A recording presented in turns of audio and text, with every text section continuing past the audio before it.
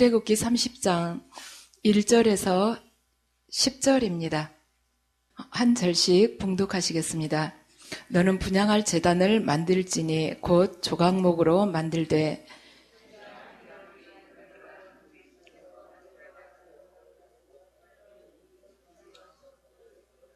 제단 상면과 전후 좌우면과 뿔을 순금으로 싸고 주위에 금테를 두를지며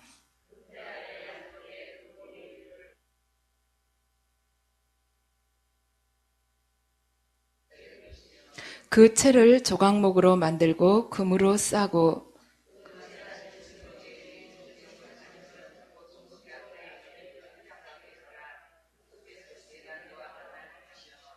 아론이 아침마다 그 위에 향기로운 향을 사르되 등불을 손질할 때에 살을 찌며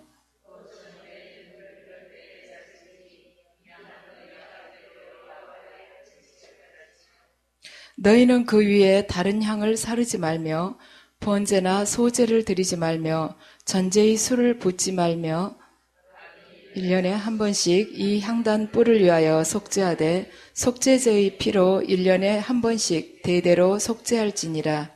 이 제단은 여호와께 지극히 거룩하니라. 아멘.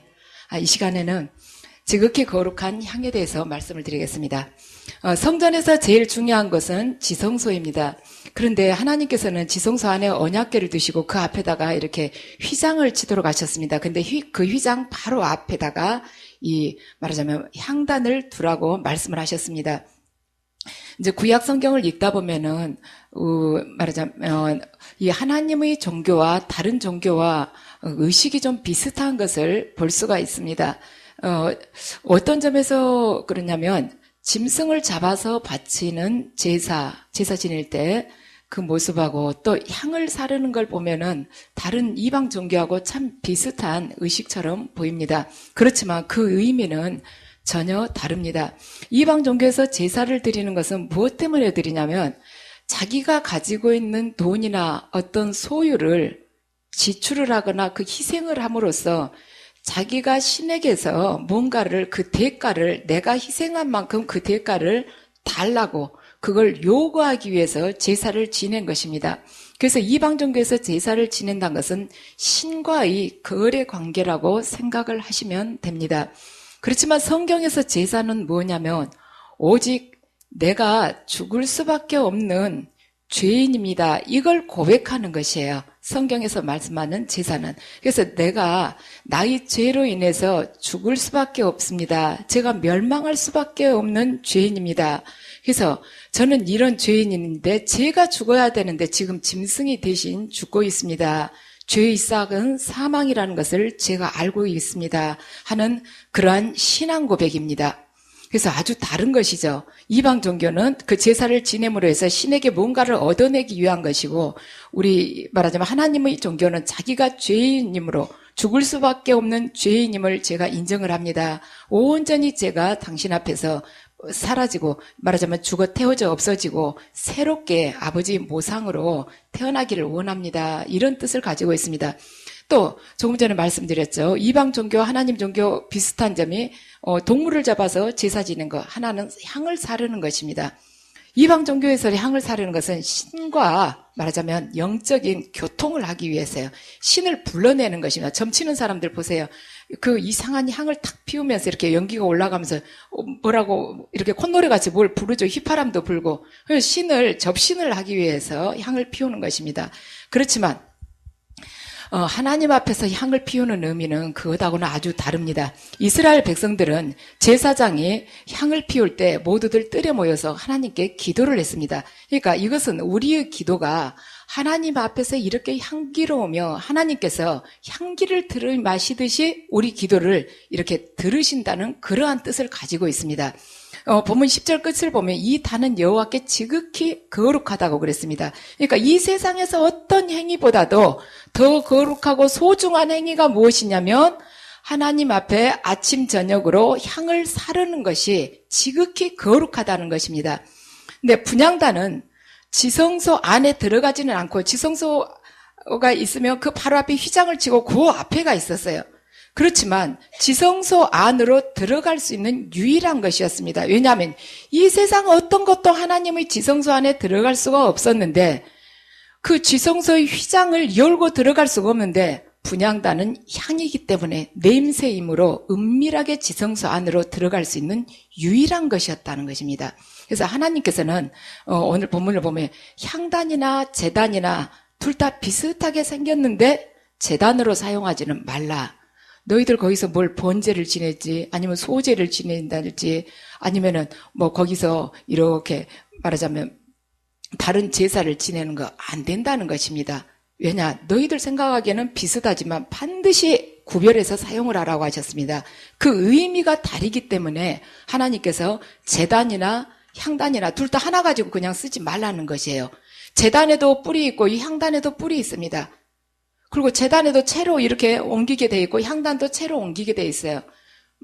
이 아카시아 나무로 시팀목으로 해서 만들고 깎아서 만들어서 금으로 싼 것도 다 똑같지만 모양은 비슷한 것 같지만 절대 제단으로 사용하지 말라.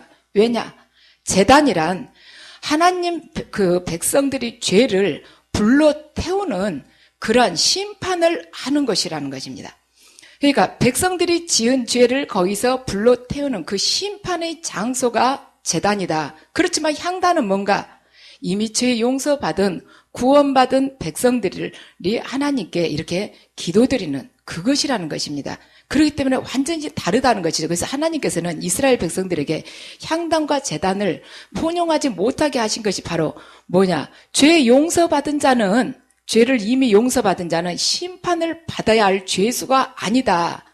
그래서 너희들은 뭔가 죽을 수밖에 없는 죄인이었지만 하나님으로부터 이미 용서를 받아서 하나님의 가장 사랑하는 그 자녀로서 기도를 드리는 자로 바뀌었단다. 이렇게 신분이 이렇게 하나님 보시기에는 영적으로 완전히 바뀐 자이기 때문에 제단하고 향단하고 반드시 구별해서 쓰라고 말씀을 하셨습니다.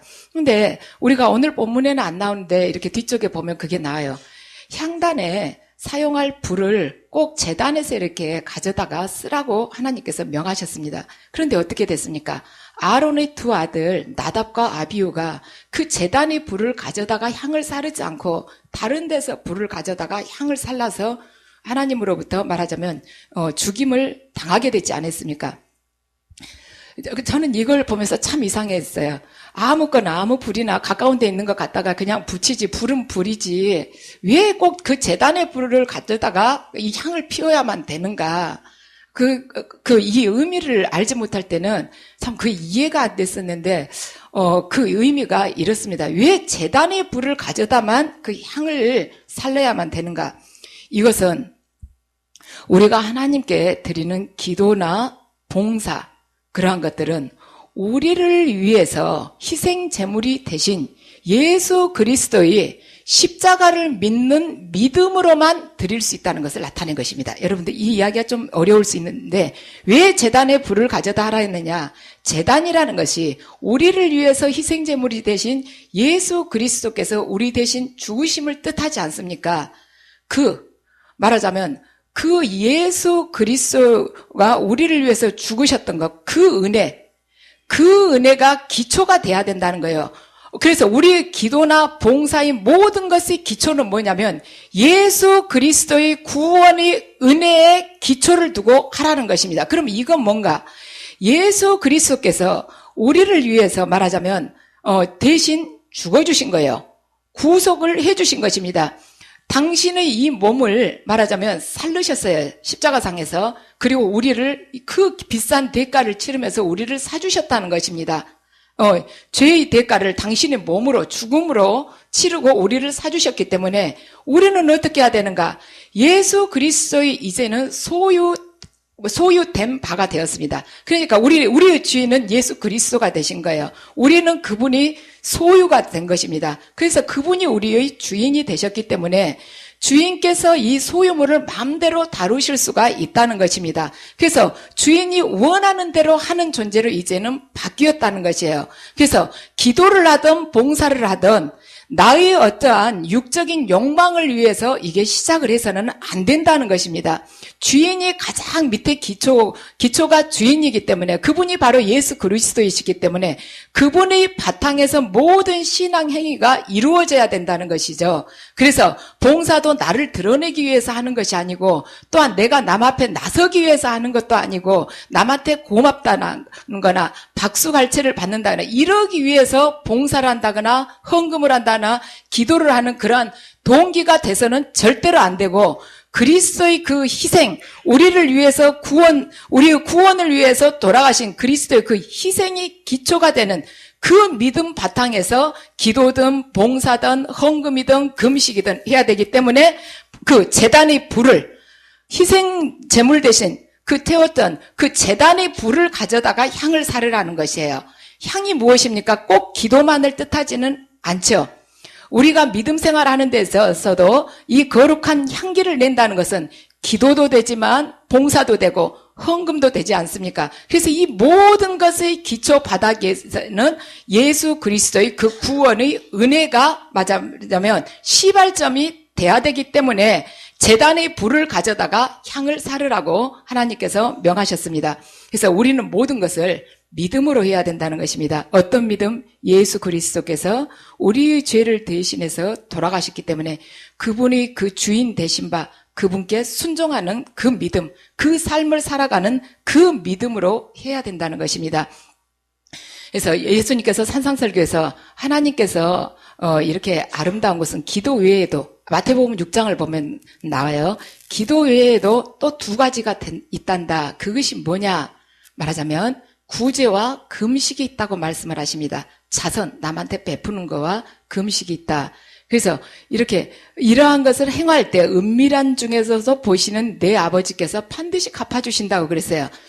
그러면은 우리가 지금 아름다운 향을 내는데 거룩한 향을 내는 데 있어서 우리 보통 소극적으로 생각하면 기도만 생각할 수 있지만 우리의 삶 자체가 말하자면 향을 뿜어내는 삶이기 때문에 기도도 있고 금식도 있고 봉사도 있고 헌금도 있는데 그러한 것을 어떻게 하면 좋겠는가? 왜 우리가 기도를 해야 되는가? 예수님께서도 기도를 하셨습니다. 그분이 왜 하나님이신 그분이 기도가 필요했는가?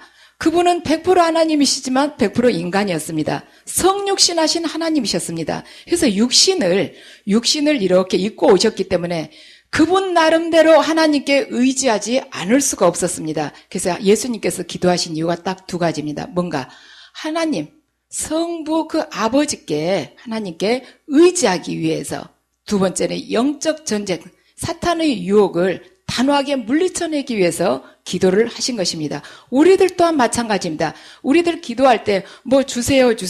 이것이 문제가 아니라 하나님께 의지하는 자, 내 말하자면 육적인 이 사고나 가치관이나 욕망을 완전히 내려놓고 그 안에 과거의 옛 내가 자리 잡았던 그곳에 하나님의 뜻을 품고서 하나님께 완전히 내 삶을 의지하기 위해서 기도하는 것, 이 마음으로 기도하기를 하나님께서 원하십니다. 또한 기도할 때 우리가 권세를 받을 수 있다는 것입니다. 이 향단을 보면, 이 분향단을 보면 내 귀퉁에다가 뿔을 달으라고 그랬어요. 뿔을 설치를 하라고 그랬죠. 그 뿔이라는 것은 성경에서 권세를 나타내는 것이며, 그래서 너희들이 기도할 때 악한 영을 몰아낼 수 있는 그 권세를 받는단다. 기도하지 않고는 곤란하단다. 기도하고 금식할 때 그것을 몰아낼 수가 있단다 하는 것입니다. 이 출애굽기를 보면 나오죠. 아말렉이 이렇게 이스라엘 백성들에게 쳐들어왔습니다. 그러니까 어떻게 해요? 이스라엘 백성들 뭐 무기도 가진 것도 없는데 모세가 두 팔을 올려서 하나님께 기도를 하죠. 그러니까 그걸 팔이 내려오면 어때요? 이스라엘 백성들이 밀리지 않습니까? 그러니까 아론과 훌이 이 팔을 하루 종일 받쳐주죠. 근데 나가서 누가 싸웁니까? 여호수아가 싸우는 것이죠. 모세는 기도를 하고. 말하자면 그 뿔의 그 권세를 지금 하나님께서 여호수아를 통해서 드러내신 것입니다. 결국에는 이스라엘 백성들이 이기게 됐죠. 모세가 그 시간에 향을 사는 것이 아니었어요. 아말렉과 전쟁할 때 모세가 바위에 올라가서 향을 태우는 것이 아니었습니다. 기도를 했어요. 기도를 할 때 그 뿔의 권세가 말하자면 여호수아를 통해서 나타나면서 이스라엘 백성들에게 승리가 안겨주는 그러한 사건이 일어나게 된 것입니다. 그래서 여러분들이 기도할 때 영적 정쟁에서 승리할 수 있다는 것입니다. 그 다음에 우리가 헌금, 어제 제가 이것이 깨달아졌어요. 헌금은 우리가 11조를 하고 또 나름대로 정성과 하나님께 바치죠. 그래서 구약을 보면 짐승의 맛배를 하나님께 꼭 바치라고 그렇게 나옵니다. 첫 새끼를 바치라는 것이죠. 근데 어제 갑자기 이걸 준비하다 보니까 무슨 생각이 떠나냐면, 맛배를 바치라고 했으면 맛배 제일 첫 새끼 바치고 나머지는 다 자기 것이지 않습니까? 근데 갑자기 그 생각이 떠오르는 거예요. 첫 새끼 딱 바쳤는데 두 번째, 세 번째 안 태어날 수도 있잖아요. 첫 번에 딱 말하자면 우리 소나 양이 한 마리다만 낳고는 그 후로는 딱 단산이 돼갖고 안 나버렸다. 그러면 나는 새끼 없이 굶어 죽으라는 건가? 이 생각이 드는 거예요. 근데 하나님께서 왜 그걸 모르시겠습니까? 내가 하나님께 가장 소중한 것, 만물을 제일 먼저 따로 바치고 나서 내가 아무것도 소유한 것이 없다 할지라도 하나님께서는 결코 우리를 줄이거나 부끄럽게 하시지 않는다는 것입니다. 반드시 하나님께서는 아무것도 우리가 소유함이 없이 산다 할지라도 당신께서 반드시 구별해서 그 유업을 주실 것이다. 그래서 제가 여러분들한테는 이걸 이제 강요를 하진 않지만은 내가 삶을 바꿔야겠구나. 지금까지는 제 사고 방식이 은연중에 그게 있었어요. 맛배를 바친다. 그 마음은 있었으면서도 한 3마리, 4마리 난 거 봐서 첫 번째 거 바치지. 이게 있지 않습니까? 사람 안에 나도 좀 한 달, 그 달 내에 먹고 살 거 있어야지. 당장 바치고 나서 꾸러 다니면 나는 어떻게? 이게 있잖아요. 그게 바로 한 3마리까지 난 거 봅시다. 그리고 보고 나면은 그 다음에 첫 번째 거 표시해놨다 딱 갖다 바칠게. 이거 아니에요. 나도 뭐하고 살아야겠습니다. 근데 그게 아니구나. 첫 새끼를 바치고 나는 그 후로 새끼를 전혀 낳지 않는다 할지라도 하나님 법은 첫 새끼는 바쳐야 된다는 거. 두 번째, 세 번째 난 것까지 제가 조금 더 기다려서 보고 나서 확실히 난 것 보면은 치워놓고 그 다음에 바치겠습니다. 이것이 아니었구나 하는 마음이 들었습니다. 그래서 제가 이 물질관에 대해서 좀 더 말하자면 하나님 뜻에 더 가까이 가야겠구나 그런 생각이 어제 들었었어요. 또 우리가 이 땅에서 궁핍하게 살 수도 있습니다. 우리가 항상 뭔가 결핍을 느낄 수도 있어요. 그렇지만 하나님께서는 그 모든 것을 은밀한 가운데서 보시고 영적이든 육적이든 아니면 천국에서든 사도 바울은 이 땅에서 정말 결핍되고 말하자면 부족한 가운데서 살았지만 지금 2000년이 지난 이후까지도 얼마나 영광스럽게 하나님께서 높여주고 계십니까? 그래서 여러분들이 환난이나 이런 고통을 겪을 때 나 이게 뭔가 정말 부끄럽다. 기도 생활 한다고 누구한테 말하기가 부끄럽다. 기도하면 할수록 더 삶은 더 엉키고 안 풀리고 주저앉는 것 같다. 하지만 그때마다 여러분들이 성경을 보시기 바랍니다. 특히나 신명기 그리고 사무엘 상하를 보시기 바랍니다. 하나님 말씀에 신명기 사관이 그것이죠. 하나님 말씀에 순종하는 자는 반드시 형통하는 복을 받을 것이며 불순종하는 자는 반드시 파멸될 것이다. 이것이 신명기 사관입니다. 이 한 문장이 구약 전체의 역사를 이렇게 줄여놓은 것이나 똑같아요. 그래서 내가 삶 속에서 공궁하고 더 이상 피할 데가 없다 할지라도 여러분들 하나님 말씀 그 성령이 그 위에 똑바로 그대로 서시기 바랍니다. 그 날카롭고 금방이라도 그 위에 서 있으면 내 발이 벨 것만 같고 아니면 한없는 낭떠러지로 떨어질 것만 같아요. 내가 말씀만 붙들고 있다가는 완전히 빨가벗겨지고 반드시 죽을 것만 같지만 하나님께서 반드시요 여러분들을 떠받쳐 주실 것입니다. 그래서 말씀에 나를 내던지지 않았기 때문에 하나님이 아직 역사를 덜 하고 계신 것입니다. 또 하나, 예수님께서 그러시죠. 금식을 하라고 그러죠. 여러분들, 내가 힘들 때 말하자면 금식합니다. 얘가 영적으로 고통을 받거나 심한 병마에 눌렸을 때 금식하지만 또 다른 분들이 힘들어할 때 여러분들이 기꺼이 금식을 해드릴 때 그것이 귀한 중보기도가 될 것입니다. 그리고 금식하는 것을 사람들한테 과시한다거나 얼굴에 아주 침통한 표정을 지으면서 내 이렇게 힘들게 하고 있다는 것을 보이는 것은 하나님 앞에서는 정말 악취가 나는 행동입니다. 왜냐하면 금식이라는 것은 하나님 앞에서 자신을 낮추는 것이에요. 낮춰야 할 자가 금식한다고 침통하거나 이걸 내세우면은 완전히 악취라는 것이죠. 하나님께서 원하시는 향이 아니라는 것입니다. 하나님은 금식을 통해서 우리 겸손을 향기로 맡기를 원하십니다. 그리고 자, 봉사할 때 우리가 남이 안 알아주면 좀 뭔가 허전하고 섭섭하지 않습니까? 했는데 결제를 받지 않는 듯한 그런 기분이지 않습니까? 근데 하나님은 은밀하게 하라고 그러시죠. 이미 우리가 다른 사람으로부터 박수받고 칭찬받았으면 그건 이제 끝난 것이에요. 우리의 향으로부터 고개를 돌린다는 것입니다. 꼭 남이 나를 알아줘서 대단하십니다. 그 말을 꼭 들어야지 속이 시원하겠다. 그 사람은 하늘나라에서 받을 상급이 없다는 것입니다. 은밀하게 하라는 것이에요. 증거계 앞에 휘장이 쳐 있는데 바로 그 앞에 향단, 아주 은밀한 곳입니다. 지금 아무도 보지 않는 것이에요.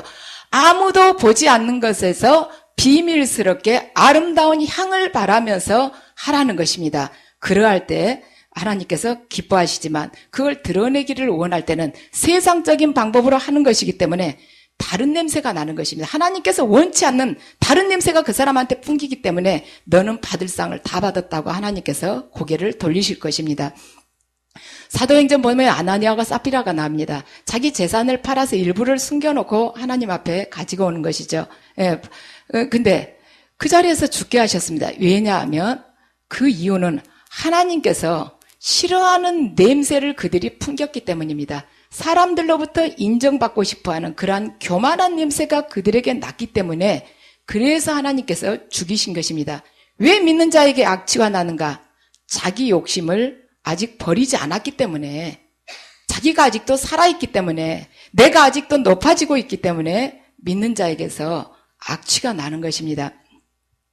자, 우리가 죽지 않고 아직까지 살아있다는 표시가 무엇입니까? 우리가 크리스찬으로서 크리스찬 입장에서 봤을 때 내가 죽지 않고 아직도 살아있다. 그 표시가 무엇을 통해서 드러날 수가 있겠습니까? 그것은 오늘 성경 말씀대로 하나님 앞에서 향을 사르는 일을 중단하지 않는 것입니다.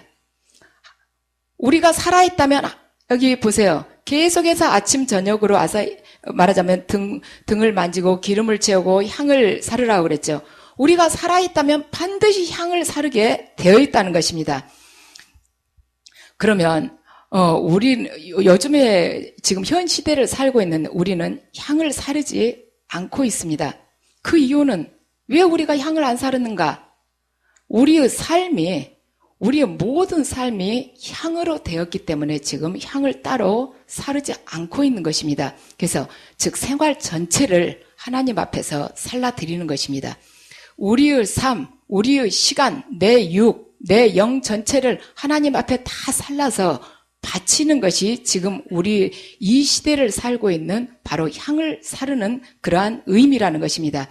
그래서 하나님께서는 지금 이 마지막 시대에 의인을 찾고 계십니다. 그래서 우리들 각자 하나하나가 10명 중에 하나, 그 의인 10명 중에 하나가 되면은 이 세상은 반드시 바뀔 수가 있는 것입니다. 나 하나 바뀐다 해서 뭐가 그렇게 바뀔 게 있겠는가? 창세기를 보면 자, 애굽의 보디발은 우상을 섬기는 사람이었습니다. 그렇지만 요셉이 그 집에 머물러서 종살이 하는 동안에 보디발이 재물이 굉장히 늘어났어요. 그 이유는 뭐냐면 요셉으로 말미암아서 하나님께서 그 집에 은혜를 주셨기 때문에 보디발이 재산이 많이 늘어난 것입니다. 또 라반 또한 우상을 섬기는 사람이었습니다. 그런데 야곱이 그 집안에 머물면서 재산이 굉장히 많이 불어났습니다. 그것을 라반도 알았습니다. 이유는 하나님께서 야곱을 통해서 그 집안에 복을 주셨기 때문입니다. 성경에 그대로 기록되어 있죠. 그래서 나 하나가 여기에 있음으로 해서 하나님께서 이곳에 복을 내릴 수 있도록 지극히 거룩한 향이 우리가 된다면, 그 거룩한 향이 된다면 이 세상은 지금 우상으로 다 덮여 있습니다. 물질의 우상, 탐욕의 우상, 명예, 말하자면 중도, 쾌락 이러한 우상에 다 빠져가지고 있어요. 그 우상들을 다 섬기고 있습니다. 섬기고 있는데 그 안에 그 가운데 하나님의 은혜가 내릴 수가 있다는 것이죠. 우리가 변화됨으로 해서 그 안에 하나님의 은혜가 곳곳에 퍼지게 된다는 것입니다. 그래서 세상을 지금은 많은 사람들이 비관을 하고 있습니다. 말세라고 합니다. 우리가 보아도 말세입니다. 그렇지만 문제는 우리 크리스천들 각자에게 있습니다. 우리가 먼저 하나님으로부터 불림을 받았고 우리가 더 진리에 있어서 깨우침을 받는 자이기 때문에 문제가 우리에게 있다는 것입니다. 그래서 나 하나가 아브라함이나 모세 같은 하나님의 사람으로 내가 하나님 앞에 바르게 서게 될 때 어떻게 되는가? 하나님께서 우리 의로움을 보시고 그 땅에 멸망을 주시지 않고 현재 이 땅에 반드시 평화를 내릴 것이라는 것입니다. 그래서 여러분들 각자가 이 시간을 통해서 내가 그 의인 10명 중 하나가 되어야겠다고 결심을 하시기 바랍니다. 그래야 해서 탐욕과 쾌락을 향한 그 하나님의 그 진노를 긍휼한 은혜로 맞바꾸는 지극히 거룩한 향, 그 향 자체가 되어서 사시기 바랍니다.